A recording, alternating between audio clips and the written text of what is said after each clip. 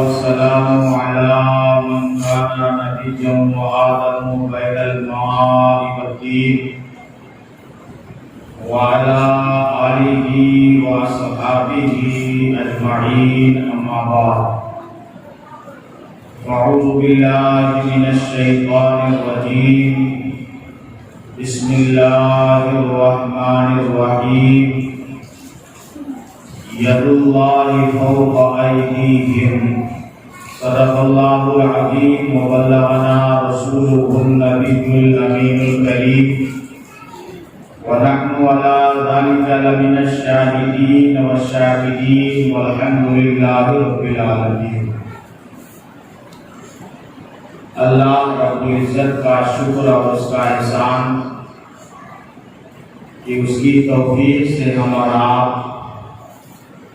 میلاد مصطفیٰ صلی اللہ تعالی علیہ وسلم کی فضل میں شرکت کی سعادتیں حاصل کر رہے ہیں.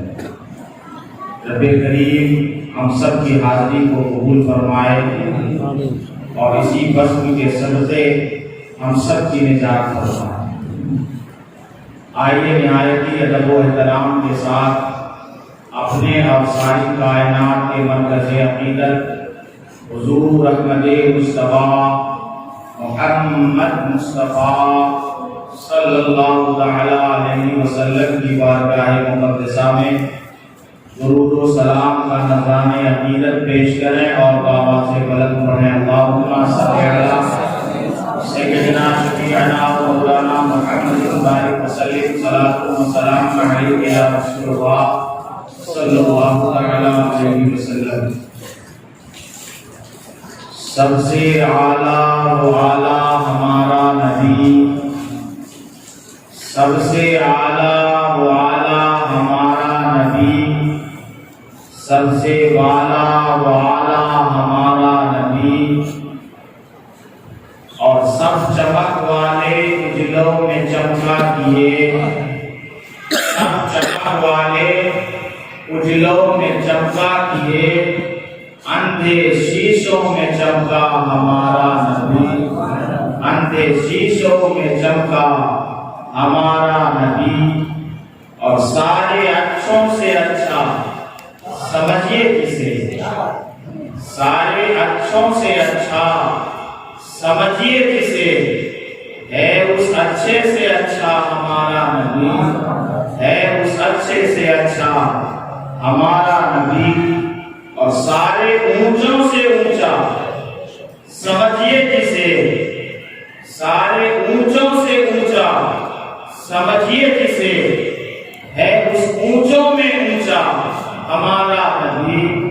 اور جن کے طلبوں کا دھون ہے آپ حیات، جن کے طلبوں کا دھون ہے آب حیات، ہے وہ جانے مسیحا ہمارا نبی، ہے وہ جانے مسیحا ہمارا نبی. اور واضح بھی مقتے میں ہم مومنوں کو تسلی دے رہے ہیں، غم زدوں کو رضا مزدہ دیجئے کہ ہے، غم زدوں کو رضا مزدہ دیجئے کہ ہے. بے کسوں کا سہارا ہمارا نبی، بے کسوں کا سہارا ہمارا نبی. نہایتی ادب و احترام کے ساتھ اپنی اور ساری کائنات کے مرکز عقیدت حضور احمد مصطفیٰ محمد مصطفیٰ صلی اللہ تعالی علیہ وسلم کی بارگاہ مقدسہ میں درود و سلام کی ڈالیاں نشابت کریں اور آواز بلند پڑھیں. اللہم صلی علی سیدنا شفیعنا مولانا محمد بارک وسلم صلاۃ و سلام علیک یا رسول اللہ صلی اللہ تعالی علیہ وسلم.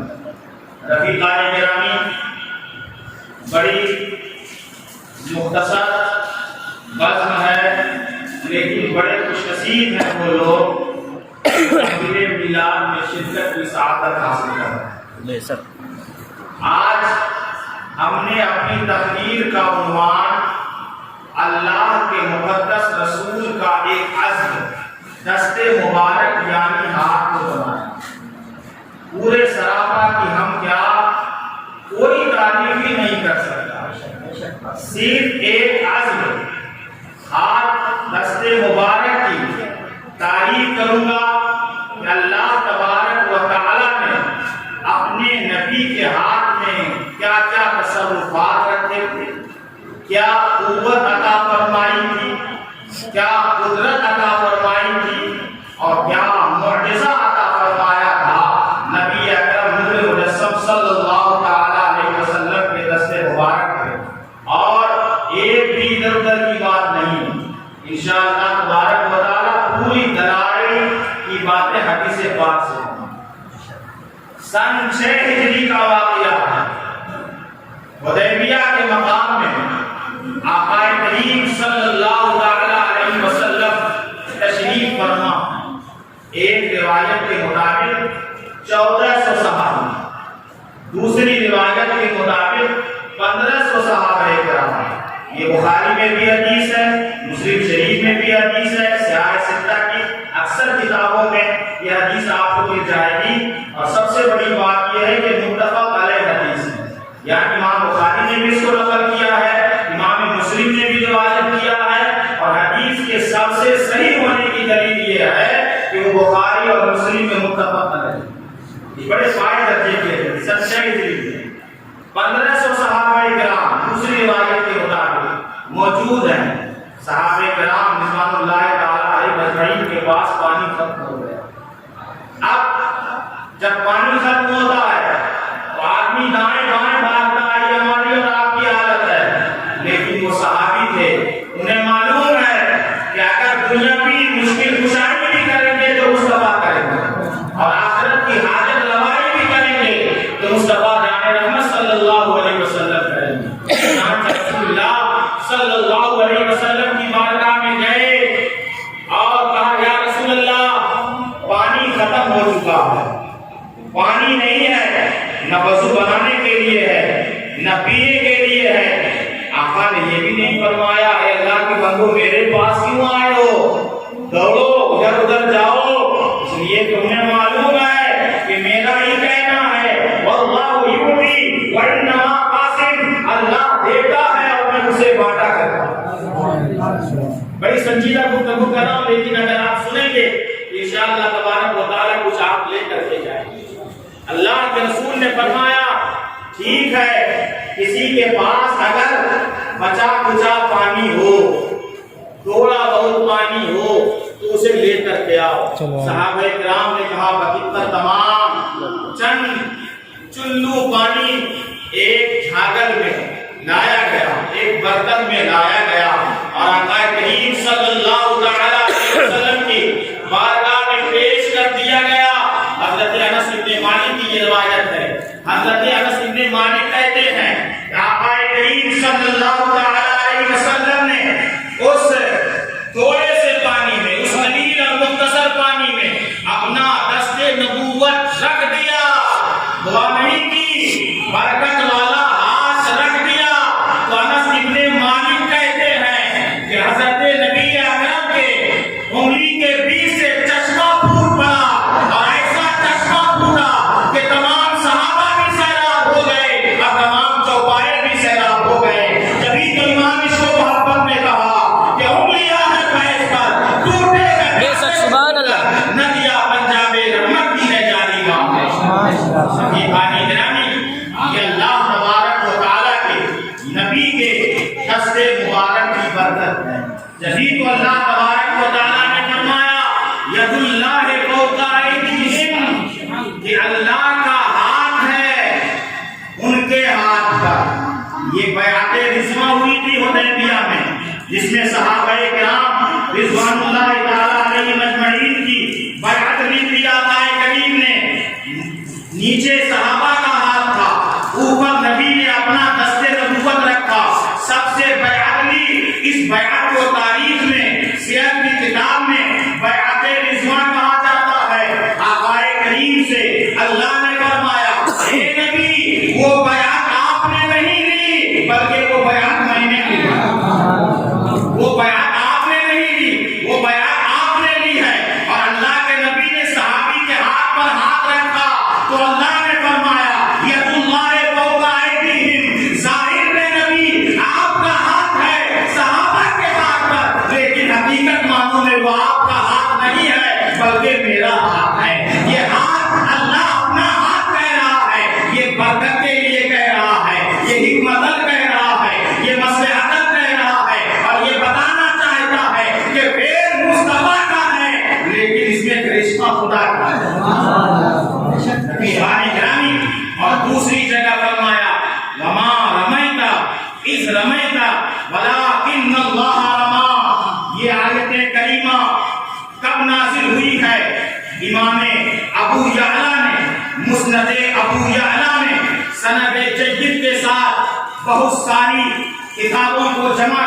کے بعد احادیث اور تفاسیر کا خلاصہ اور نچوڑ پیش کیا ہے کہ یہ واقعہ بدر میں پیش آیا تھا.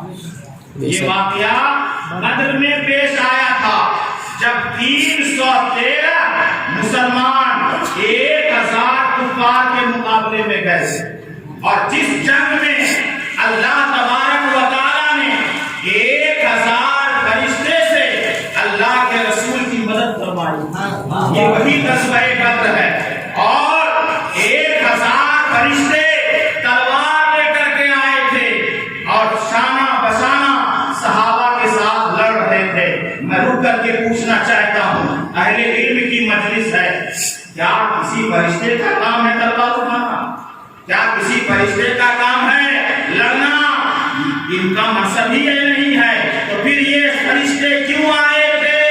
فرشتے کا کام تو کچھ اور ہے. نہ کبھی اس سے پہلے فرشتے لڑے تھے، نہ اس سے پہلے کبھی فرشتوں نے تلوار اٹھائی تھی، اور میری ناقص معلومات کہتی ہے نہ اس کے بعد کبھی فرشتے تلوار اٹھائیں گے، اور نہ اس کے بعد کبھی فرشتے لڑنے کے لیے آئیں گے. فرشتے تو اپنے کام میں مشغول تھے، لیکن اللہ نے اپنے نبی کو بار بار آسمان کی طرف دیکھتا ہوا دیکھ لیا تھا، اس لیے کہا تھا اے فرشتوں تمہارا منصب تو یہ نہیں ہے کہ تم تلوار اٹھاؤ، تمہارا منصب تو یہ نہیں ہے کہ تم جا کر کے میدان کاغذات میں لڑو، لیکن میرا حبیب پہلی جنگ میں آیا ہے، آسمان کی طرف دیکھ رہا ہے. اب سب کچھ چھوڑو، تلواریں لو اور اسلحے لے کر کے تم اپنا کام چھوڑ کر کے وہ کام پر لگ جاؤ جو میرا محبوب چاہتا ہے.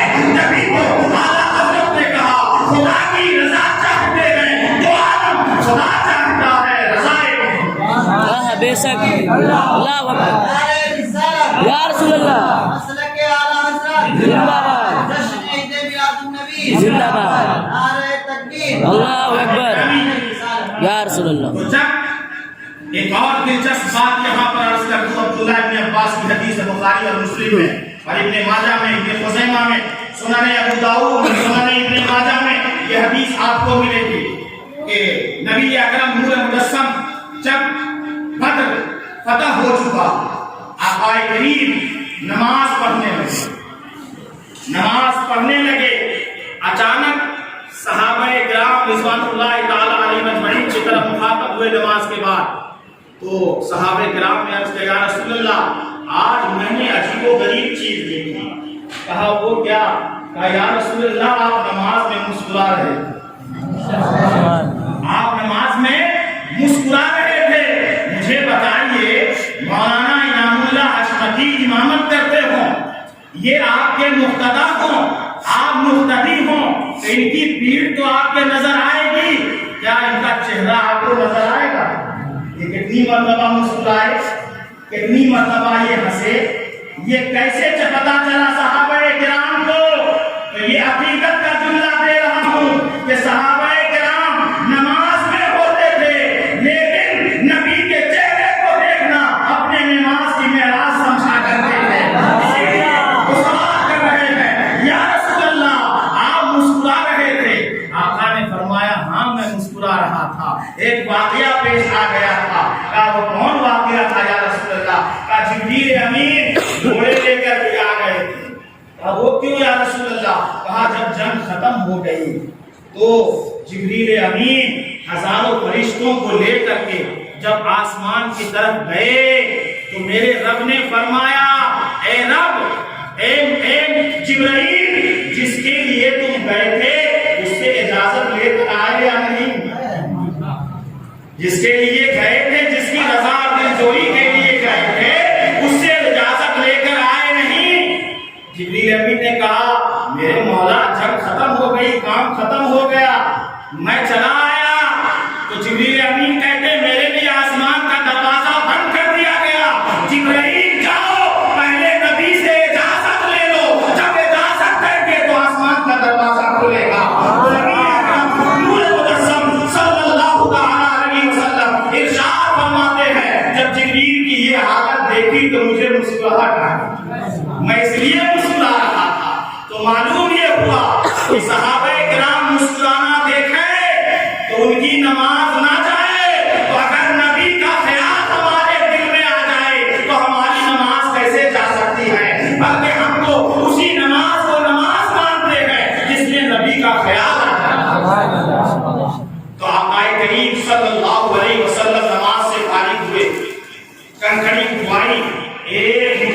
کریم اور اس نے کچھ نیکیاں بھی کی اور ادھر مد مقابل میں 1000 میں سے 100 تو فراقی نار ہو چکے تھے، 900 بچ گئے تھے، ایک مٹھی کنکری دی اور آقا کریم نے کافروں کی طرف اسے پھینک دیا۔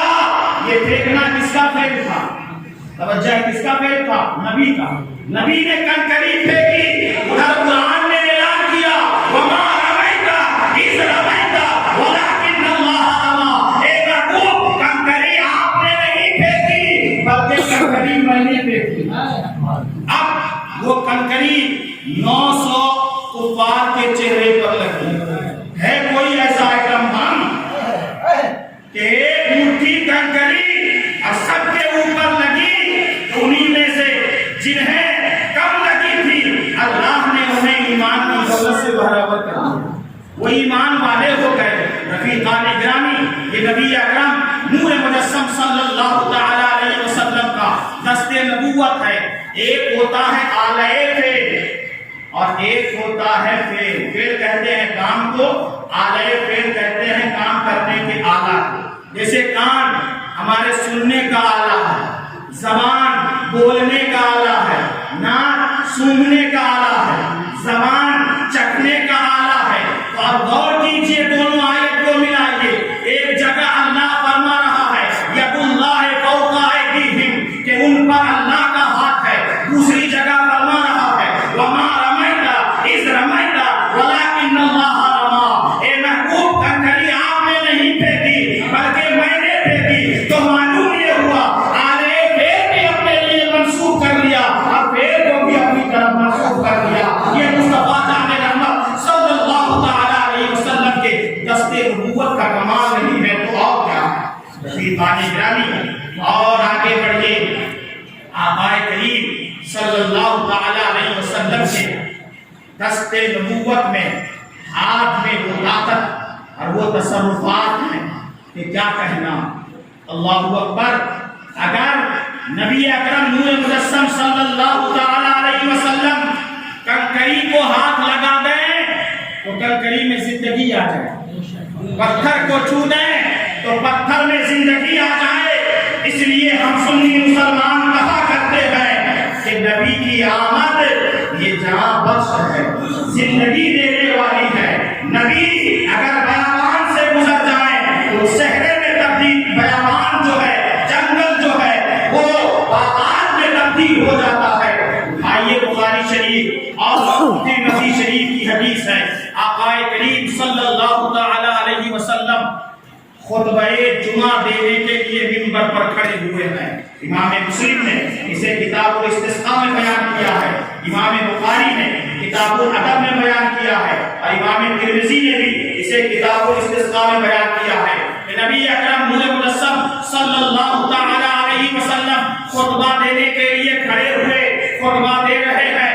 دوران خطبہ مسجد نبوی میں ایک صحابی رسول کھڑے ہوئے، یا رسول اللہ صلی اللہ تعالی علیہ وسلم آپ دیکھ رہے ہیں کہ قحط سالی کا عالم ہے، پانی نہیں پڑ رہا ہے، بارش نہیں ہو رہی ہے، یا رسول اللہ ہماری فصلیں تباہ ہو رہی ہیں، گرمی سے ہماری حالتیں خراب ہو رہی ہیں، یا رسول اللہ صلی اللہ علیہ وسلم۔ صحابہ کرام کہتے ہیں ہم نے دیکھا ہے کہ مصطفیٰ جان رحمت صلی اللہ تعالی علیہ وسلم نے اپنا نازنین ہاتھ اٹھایا ہے دعا کے لیے اور آسمان کی طرف بلند کیا ہے۔ جب دعا کی درخواست کی گئی تھی دور دور تک بادل نہیں تھا، دور و دراز تک بادل نہیں نظر آ رہا تھا، صاف و شفاف آسمان نظر آ رہے تھے، لیکن جب نبی نے اپنا نبوت والا ہاتھ اٹھایا ہے اور ہم لوگ باہر نکلے ہیں تو کیا دیکھتے ہیں کہ بادل آپس میں ٹکرا رہے ہیں اور ابھی ہم گھر بھی نہیں پہنچے ہیں کہ مدینے میں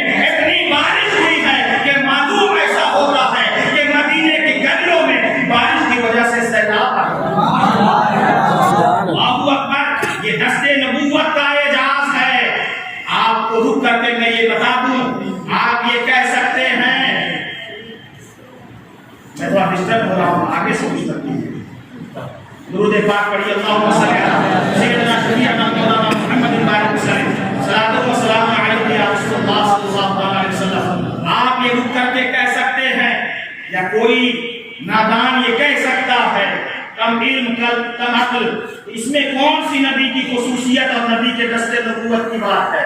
یہ تو معجزہ ہے، اللہ کی جانب سے عطا کیا گیا تھا۔ تو آئیے وہ عقیدہ بھی میں آپ کو بتا دوں، اپنے سے نہ بتاؤں بلکہ بخاری شریف کی حدیث ہے، عبداللہ ابن مسعود جلیل القدر صحابی ہیں، وہ بیان کرتے ہیں کہ ہم لوگ نبی کے معجزے کو یا نبی کے نشانیوں کو ان کے آمد کی برکت سمجھا کرتے تھے، اور اب تم لوگ اگر معجزہ سمجھتے ہو تو تم گمراہ ہو، اس لیے کہ ان کی آمد ہی ہمارے لیے سراپا برکت ہے۔ سبحان اللہ۔ رفیقان گرامی، نبی اکرم نور مجسم صلی اللہ تعالی علیہ وسلم نے دعا کر دی، قحط سالی تھی، ہفتے بھر بارش ہوتی رہی، جمعہ سے چالو ہوئی تھی، شروع ہوئی تھی، جمعہ سے آغاز ہوا تھا بارش کا، جمعہ تک پھر بارش ہوتی رہی۔ اب جب نماز پڑھنے مسجد نبوی میں آئے، وہی صحابی یا دوسرے صحابی کھڑے ہو گئے دوران خطبہ، یا رسول اللہ اب اللہ سے دعا فرما دیجئے کہ بارش کو روک لو، اب ہم تباہ ہو جائیں گے، سیلاب سے، پانی سے تباہ ہو جائیں گے۔ آقا کریم کے بارے میں آیا، فضحک رسول اللہ صلی اللہ تعالی علیہ وسلم، سرکار اس صحابی کا یہ جملہ سن کر کے ہنس پڑا، مسکرا دیا میرے آقا کریم نے۔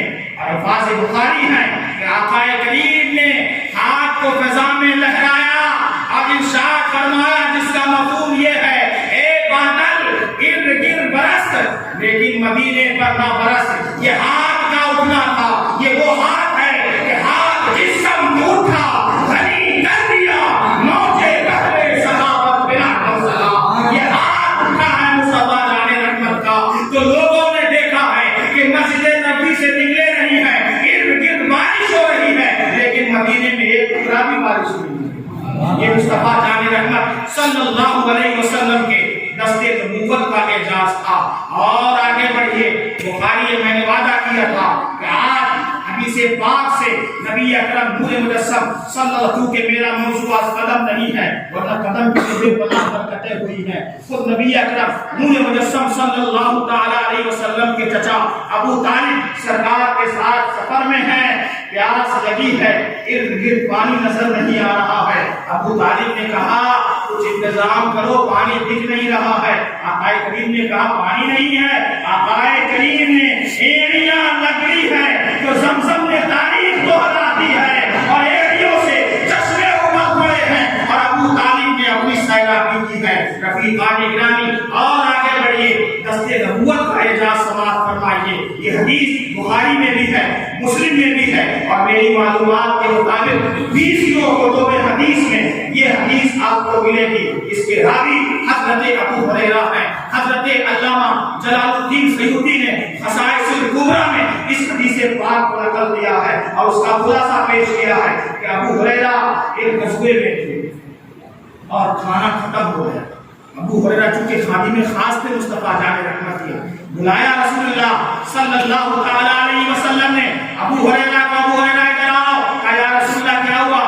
دیکھ نہیں رہا کسی کے پاس کھانا نہیں ہے، میرے پاس کچھ ہے، چند کھجورے یا کچھ تو لے کے آؤ۔ ابو ہریرہ نے کہا یا رسول اللہ چند کھجورے ہیں، لے کر کے آ گئے۔ علامہ جلال الدین سیوطی کے قول کے مطابق اس میں 21 کھجوریں تھیں، اور جمہور مفسرین کے نزدیک اور محدثین کے نزدیک اس میں 10 سے زیادہ کھجوریں تھیں۔ اگر 21 بھی کھجوریں مان لیں، آقا کریم نے اس توشے والے تھیلے میں، چھوٹا سا تھیلا تھا جس میں ٹفن لے کر لوگ جاتے ہیں، تو چھوٹا سا تھا، 21 کھجوریں اگر آپ مان لیں، آقا کریم نے اپنا نبوت والا ہاتھ پھیرا، ارشاد فرمایا ابو ہریرہ اسے جھانک کر مت دیکھنا، اسے الٹنا نہیں۔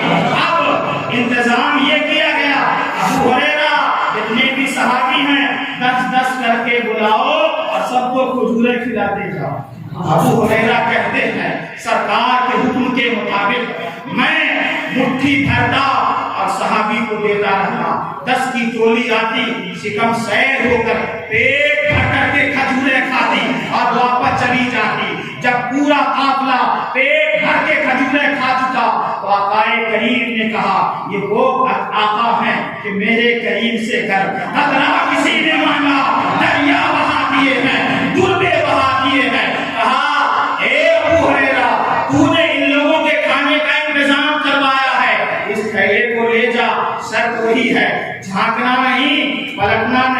خود بھی کھانا، بال بچوں کو کھلانا، مہمانوں کی ضیافت کرنا، پڑوسوں کو دینا اور صدقہ و خیرات کرنا، کھاتے رہنا، کھاتے رہنا۔ یہ کیوں کہا جا رہا ہے؟ اس لیے کہ آقا نے کہا تھا واللہ یؤتی وانما قاسم، اور یہ ایسی نعمتیں بانٹنے والے ہیں کہ امام عشق و محبت نے ہمیں مجاز دیا، نعمتیں بانٹا، جس سب کو وہ ذیشان گیا، ساتھ ہی منشی رحمت کا قلم تھام ہے۔ نعمتیں ہیں۔ ابو ہریرہ لے گئے، ابو ہریرہ کہتے ہیں میں کھاتا رہا۔ سرکار کے ظاہری حیات کے چند لمحے تھے، یعنی 2 یا 2.5 سال بچ رہے تھے۔ کھاتا رہا۔ صدیق اکبر کے دور خلافت میں 2.5 سال کھایا۔ عمر فاروق کی حکومت آئی 10 سال کھایا۔